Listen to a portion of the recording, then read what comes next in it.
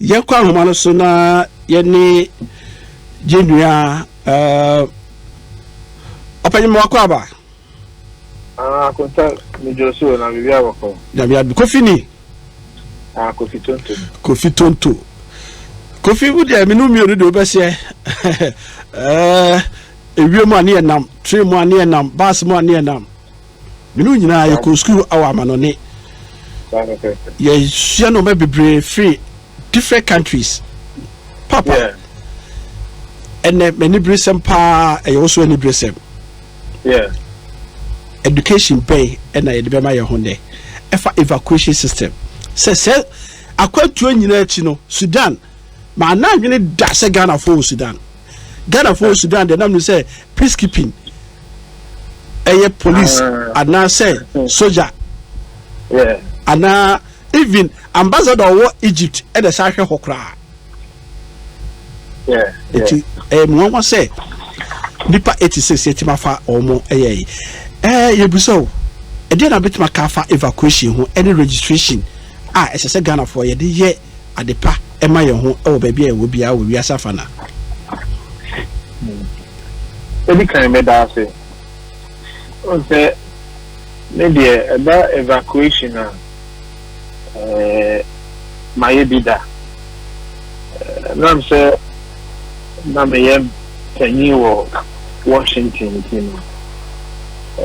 map COVID and some by who could hear so yeah they Ghana for the best film no me do what in my pa making a castle na me yem penny for na me do kan the boa de Ghana for a best film but you see they tell me say seba evacuation enye odi akuntajo intini ababe fawo ba evacuation ya shenso bi ekutawo a your friend say Ghana passport and Ghana card I don't know ma ye Ghana se unkuta sa ashenso bi enu mu bia ye be fawo na ye fawo say mobruhu kwanso that the ma obi ye Ghana ni fashion so go if I show what it has a permitio akami no ma omutie me the theory say you will be brain no you took one year to the dia na ayese yawo ni abufuo bi na ebi tukwan enti okudura na your Ghana passport ni who documents nyina titiriw yenya corona yakotena so nkrata ni atuli nyina but omai no emra ni adwuma say so we Ghana ni how we Ghana empo so okofa ekuro foforo sutu ni kwa say wa be say ekuro no so ni a eno sisa Ghana ni a oye in fact so kind Ghana amamrana o say Ghana ni ye ye ya wono Ghana ama de ya wono amonone emra ye wono no na na wofuo mu baako abra ne na mu baako Ghana o papa enti obi a ye wo Ghana na ye wo Abrokyire na mra ye wo no wa wofuo mu baako ana wo nana ida sa wo ma me side o papa side ebu baako Ghana ni Ghana enti se ya wo ha na o Ghana ni mapa people yeah so who could do Abrokyire mamu na ukuta won kraka kire so we Ghana ni entu ntwene so who na krono kra so kraka entu Ghana de entu se ewu a na wa ko renew na account won kraka se ya wo Abrokyire so na wa wofo baako ana wo na ma baako Ghana here and tempaswa no utimi di gina so kwaje won krata Ghana passport enti ye nuanu mo Abrokyire a mo tie mo ama wo ma wo Abrokyire no Ghana passport na ekuta no utimi de ya ahyenso de gina so kwaje wo ba a wa wo no Abrokyire ho no ne krata na no enti na sa ne ma we nyina ho hia ehun hia kyerɛ sɛ atorenchen biba already biba na sɛ Ghana aban bɛfa ne manfo a fashion so deɛ no ɛna yɛde bɛgyina aka sɛ woyɛ Ghana ɛnyɛ sɛ odi ne Kofi Tonto ana Kwaku Amankwatia ɛnyɛ no ɛna ma yɛ Ghana ɛyɛ ahyɛnso di a ekuta wo ɛna ma yɛ Ghana enti yɛn time a COVID ne ba yɛ evacuation ɔmo a na yɛ betumi di ɔmo aba bi ne ɔmo Ghana ahyɛnso deɛ kyerɛ sɛ ɔmo yɛ Ghana fo sɛ okuta Ghana passport that time no deɛ na Ghana card no yɛnya yusu no as a travel document into Ghana. They say I buy travel documents into Ghana. Oh, you find say crown Ghana card crowd here. You near wa Abrokyire no. You nya me ye de my. It is passport no is a key. Yes, but me can Ghana card no I can hold on there. Obi a wa Abrokyire dia no. Ube do ya no. Why you there? Why you there? Because they say no. The Ghana card ni kutawa. Utimi di be rem. Asema na Dr. Bawumia kan ne nipa be brain ti ase no. The law can say so ukuta Ghana card etimi ye ahyenso bia ma ho de be rem e wo Ghana. It is a basa wa yira o passport na de bia ba ho a ukuta Ghana card ubetimi abachi. Ti ana ma me boss no say ti fe no so abaye ahyenso bia. Okay. The evacuation ba ubetimi so tu be du Ghana pemre na ye o Ghana card. Okay.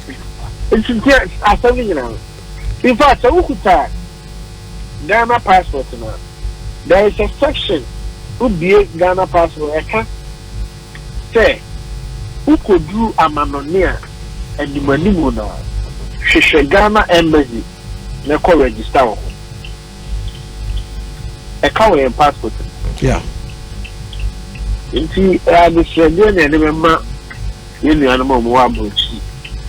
Say when the Abrokyire krata and pokra no yes so corner ekoye Ghana passport say wua koneko renew uwie now the gina so now the aye o man so there abo yeah say be that to me so how we koba really be koba Ghana by metimi aba be fawo edo abefi Kofi, me musa we say ahyenso no de say that okay odi ka bo ho no na me pese do sa repeat o mami me dey e wo me e bia German passport amakoji ni mu no e Kwaku Amankwatia yeah me dey me Ghana card me Ghana passport any me document bia e na call ye no me dey amami nti a true mu say me dey the Kwaku Amankwatia ye wo me won kra me mu ha sei awo bia Kolebu hospital ewo Ghana ni bi okuta amanone passport bia ewo yeah na mentia say eye UK me de nim so wonim dia na omoko for Sudan na Dr. Moa okuta ne Sudan passport che oti UK or practicing the doctrine e bia wo ho for years na omuso monfa no ekwa bi ono be fa so abade inform ho do oje akra nkwa e wo kuro mo omunim eye Ghana ni ene keto no ena Ghana government e kofa nkofo Sudan ene si ya kirim de nkofo beka iti advice ben pa ena adbeba so di wo o foreign na yinimu nya na chi no so that o kan say koye Ghana passport koye say bet obi wo Germany obi wo Holland obi wo Austria a saa kuro no mpere sɛ nipa no bɛyɛ saa de no obekuta ne mienu obekuta baako but emu bidio omukuta law no ema binom chance say utimi prove say mintimi nja amedie no ma omu de benum ebinum antimi anye saa ye nuanom akai a omu nsu say ombetima reverse into advice be na adbema wo the dikai my main kan we bibiwa ye wo Ghana I don't just say Ghana ni me chese Ghana ni a on de ne papa ne ma me Ghana ni but who are we hold education educational purpose okay Matthias using the Sudan as an example the entire America say the passport we actually must say Kumasi now your American passport me say best place Kumasi I don't check to Ghana Matthias hold the Matthias okay American for honestly I didn't try because Ghana my man say and say na be your Ghana ni no chief ya wo Ghana ana Abrokyire wa bus umami ana papa ana wona na mu baako ana awofo mu baako ye Ghana ni enti se wo Ghana wo nya Ghana ni until say emra ye wo no wa awofo mu baako ana wona na mu baako ye Ghana enti sabi o obi wo ha we Nigeria ni eno abetina Ghana and okuta working permit and also okuta residence permit send the panel ha akrami wo no ebia range hospital ba onye Ghana ni enti so okoji German passport ni ebusa say best place no ka say best place ya Accra enough for Accra to be a Ghanaian okay. And until maybe a British government amfa as a different away all kind. Okay. The first I of Britain. And I me tears you know. The minister Britain so the anything it's almost similar like here the anything. Ya wo ha and on kwan church of Ghana. Sana me must say and so parents no any asetra wo ho no mo actually so your British na so ono no kuta indefinite kra na ho no ma onyanya British passport na wo no ba no to be British passport na bi obekuta Ghana there na yeah and you know to the British government you know oh yeah you are Britain all right but you are not a British yeah that's why they did it because evacuation you know usually they focus on citizens in some instances they will focus on residents, permanent residents, or legal residents. Yeah, Ghana, yeah, evacuation. Yeah, citizens and legal residents. Okay. So even Nigerians, Krana, and other non-Ghanaians are legal residents of Ghana. Okay. And no, discretion from the country, Chrono, the person, yes. Okay. But Ghana government could have decided, say, we are just focusing on our citizens. Like your call Sudani, I call for Ghanaian citizens in 86. Na say be in other way, no play na nyema. It's a corner extend to say West African state, say be ECOWAS you be former kanwa. On the discretion of the president. That's what I'm saying. Say nobody of course ECOWAS because a coup back home. It and say let me call say ECOWAS it be called extend to say me call African way. Material can say. Yeah. Okay. No, but only a different from the American. Yeah, I know what you are saying, but I'm just adding something like say the government can decide. Yes, precisely. Okay. And only maybe I'm a person. Yes, she will provide. Just a young call or question now. So now, yeah, but just I will send you now the answer or question. Oh, I think say quite answer, but the question now is say no dear the Bema send the British government jan the honor. Yeah, a ban say the place of birth no a Britain crana and non say okutani na yini de neko. Parents ninti one qualify. Mekai say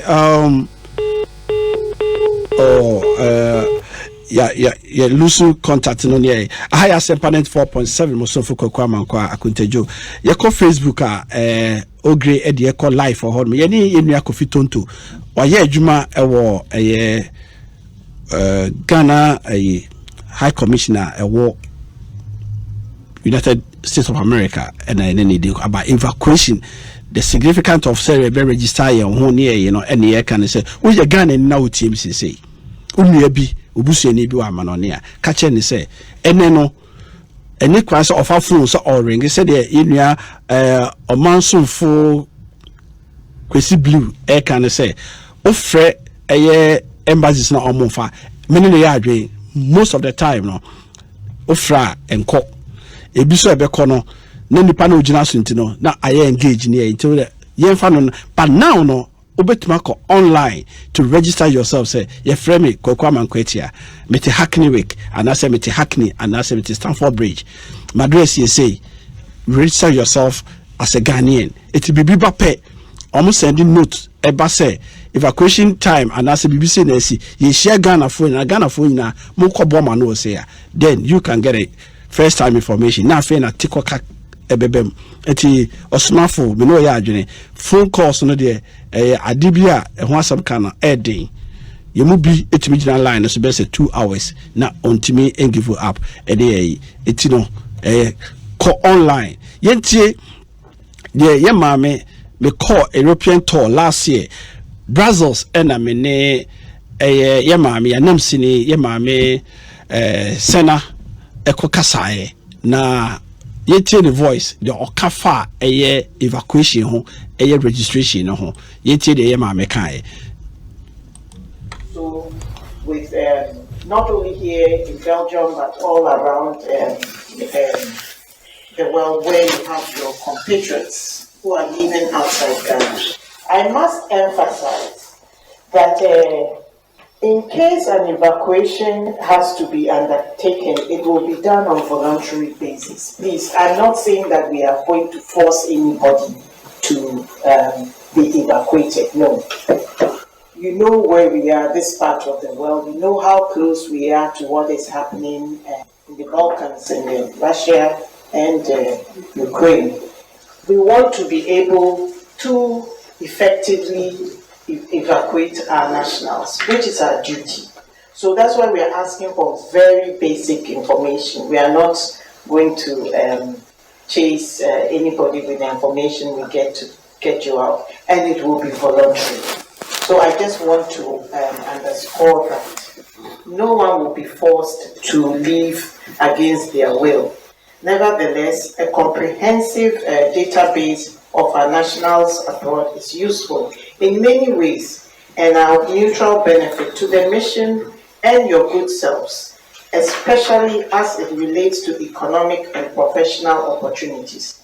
So when we have all this information, it serves several purposes, and that's why we would entreat you.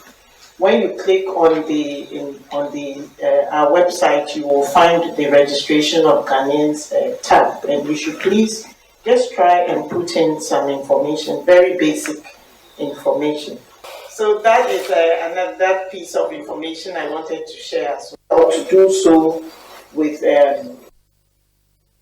said I think so one thing here may sa repeat said ya maame e kan no na o tie mi a me ne no ehia 101 now my shada na ma pick evacuation side no about registration no enye force wo de wo se uti na sa onya o se enye force na mom no wo yesu a there's a lot of benefits a obitime enya wom first time information is bi wo ho no mo a e bi kra na companies bi a omo no omo o se omo wo trade desk omo wo we wo ho desk de bebre na wo ho e bia na wo kra no professional ye kutawa wo de wo krom ho no na omo pesa de bia ne bi omo pe Ghana ni omo se bia Ghana for se be ko bia di pa de eko but o professional kutawa no hu ba bia amfa wo ti enye dey na mom no wo de ko to eye emazina ni mo a chance ne ba what the first person on bet my friend say, "Ko apply for this?" Yes, I tell the man me can, ewo sa registration we are yakon nana reko ho ewo Holland. To do so with not only here in Belgium but all around the world where you have your compatriots who are living outside Ghana. I must emphasize that in case an evacuation has to be undertaken, it will be done on voluntary basis. Please, I'm not saying that we are going to force anybody to be evacuated. No. You know where we are, this part of the world. You know how close we are to what is happening in the Balkans and in Russia and Ukraine. We want to be able to effectively evacuate our nationals, which is our duty. So that's why we are asking for very basic information. We are not going to chase anybody with the information we get to get you out, and it will be voluntary. So I just want to underscore that no one will be forced to leave against their will. Nevertheless, a comprehensive database of our nationals abroad is useful in many ways and our mutual benefit to the mission and your good selves, especially as it relates to economic and professional opportunities. M94.7, all talk, all day. It serves several purposes, and that's why we would entreat you. When you click on our website, you will find the registration of Ghanaians tab, and we should please just try and put in some information, very basic information. So that is another piece of information I wanted to share as well. To do. Namikaino said the Yamame, Her Excellency, Mame Sena, Ghana Name Senior War Belgium. At the tour Ghana for Nim, I was there, meaning 101, and the Ghanaian community or more Brazils, a Dinkomo, a church, no maybe as a Ghana for Yadia Hushim Titru, any registration. I can was him. Sata Malia Casana, Ukraine, Russia war, I shall say, Papa, it will be him or Chinasem, and a mamma can say, Nina, when him there, Beba, for Hushim, and then yen nim dear. Ekwati bayira ho memua Sudan yetime kofa ye nuanom 86 every honomo 86 sanipa 86 omo ye breadwinners ema ye mu bebre abusua wo Ghana etime me fa hu shem ye kwa homa no so ne na na rekon bisa rekon mo akwa ba Kwaku Amankwatia na pum to say Nami Adam kakra. Yeah. Nana, where the evacuation and the account was him. Na said our nimno etaba yakoye biwo Libya pain, ya yebiwo Lebanon, ya yebiwo Krobebre so. And a current one esoso abeye Sudan. Na osusu nya secular nibi. Na osu bibi kan wo ho yetio. Yo Kwaku medawase na asa de Nyankopon so ase wo de utu kwan ba ma no ne beto wo be na otwi ni a osan da we ni fie na de nyame ase so you will free some musu no mu afiwe na nkasa no ba chi bi a mebe fie nyina e beko na akwa de nyame ase so say why bi amai amen. I don't know. I know that you know question ya and I say issue ya baba betowe. If you say enye idea and then kwana wo kan wasem. Me tie chief ya obo ye emra oba Abrokyire ma obesen ko Belgium na one ya ma me na ekasa de fa ho. Before then also na ye programs libre South Africa there by Emma High Commissioner na or him say either say Mr. Edward Boatin I think so Emma on also known in the South Africa on Ghana for no Edward Boatin there was China. China and I used to South Africa there no papa Ye the din I ram former Kotoko member back home. No, yeah. Okay. NPP Bibi Kumasi. Or the Yakoso. Okay. Okay. And you know, that's just him and yet the first time ebia wo ye ana wo bo ye nkoko e wo sa ade we say no ya ade a taisi na yinim ebrekro na sa ade no ebeba na ni nyina ni mu no Kwaku ti say ni a ye nkwada no ankasa ye wa akwantu mu no ye nyina ya ba no ye de Ghana passport na bai ena ya churo e wo Ghana passport na chi or see registration at consulate abroad. Ghana citizens who are resident abroad should, at the earliest opportunity, register their names and addresses at the nearest diplomat, mission, or consulate of Ghana. Failure to do so may, in a period of emergency, result in difficulty or delay in according them the assistance and the protection to which they are entitled. Changes of address and departure from the country should also be notified to the mission or consulate. Make a free Ghana passport ne echi the last page na ewo. The Ghana passport and I may read it actually. Yeah. Na na MPP you know. Na yakakra. Say sabi yen Ghana for no.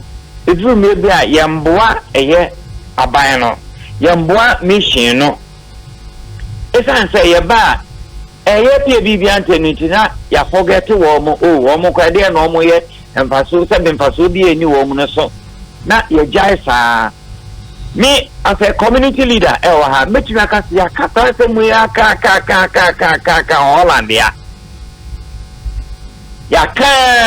still omonye Nemom Asempa dia Holland Asempa yensi na Asempa dia eni hona ka se be sorry ena Ghana ba na muai e ba ne sana ubo wo se fie so na presenters ni radio free masom na Ghana government eni ma ayukobo chiri obenya e be so panisia presenters be som e be MPP NDC eni ma wa brochire ena mon kofa wo mo ma how many times Honorable Kennedy Japan on Fesika Kran Emma Boa Emian Concord Practicing Crawford. As you and I have the Ghana passport and a buy. You're Ghana. So, Kwaku Bakuma, Menunina near Qua His Excellency Mr. Kotiani. I'm now say you're not register. Eba permanent. Minim di padodo akọ register yenye ye mompa ya sa mintu ya niu but asam no ba na fe an embassy ka na akọ faso bi eni so obi so o se menene nya he so but so tie asam ya diplomat na kasa na we share the definition of a Ghanaian so we share the definition of a Ghanaian and he said they want so kasano who can say Holland ya for instance Abrokyire for instance you will be on moi ebia wo mutumi enya eyesa double ID no a country like Belgium abayan pre etinya south Belgium na obaka say oh because we could have double nationality you know me kon register na asam to abele so anything man treat Ghana for what amanoni nyina so who could a Dutch passport to who could a Ghana passport to Dutch passport na who robe bebre woma you could a double nationality ya man womunya 18 years na womo emame ya Ghana ni on papa ya Dutch ankwada ni nyina could a Ghana a double nationality was a ankwada ni nyina no ye kokori register womo Kwaku Morocco for Holland ya. Compulsory say. Womu kuta double nationality. Wo akoda Morocco for no. Wo akoda na was a compulsory ko register akoda ni din city council. At the same time also ko register akoda ni din womo embassy. Ghana for the NA. Yakwan, Yenim Babu, Yakwan from Genesis to the Revelation, be a name, as yet. But you via a bar, you be blame a ban. And then we call Ghana embassy, or the Hague, a website. Yang citizen registration,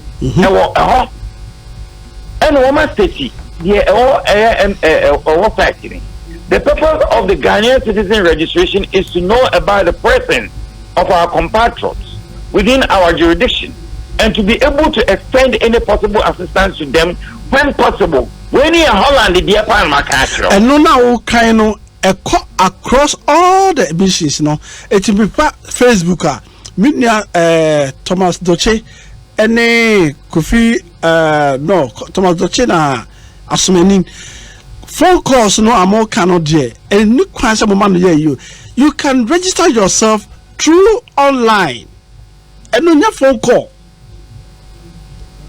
Any phone call no to check. Online. And the above phone kuta na call a mission website. Say Holland now wo, Germany now wo, UK now wo, Krobia was biano. Call online no. Some mission no. A friend say on the site, never register yourself. And one, just a few questions. Ghana for anything.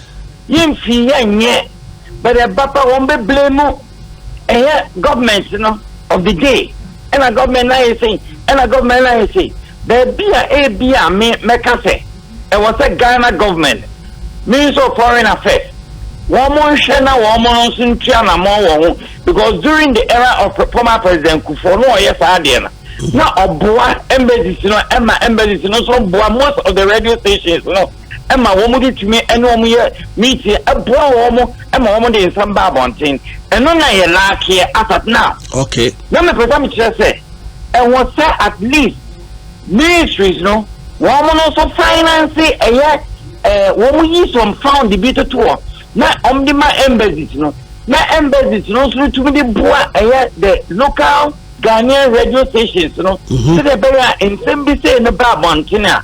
One more day letter no mine. Yes, you bet me. I had publication because Canal